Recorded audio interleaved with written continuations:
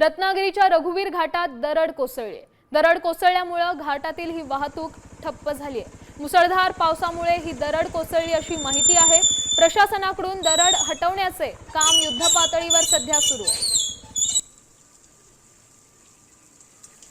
या संदर्भात अधिकची माहिती देण्यासाठी आपले प्रतिनिधी अमोल कलय आपल्या सोबत जोडले गेलेत। सध्या दरड हटवण्याचं काम सुरू आहे, काय अधिकची अपडेट आहे?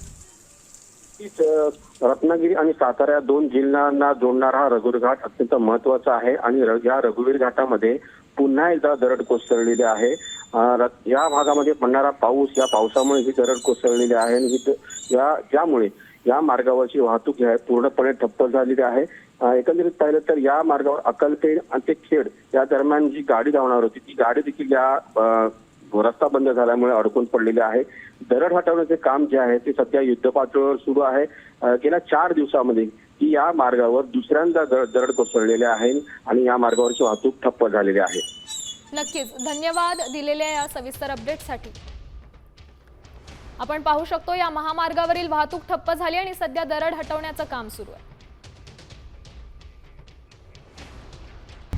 आता isakal.com आहे देशातील नंबर 1 ची मराठी न्यूज वेबसाईट। प्रत्येक अपडेटसाठी isakal.com ला नक्की भेट द्या।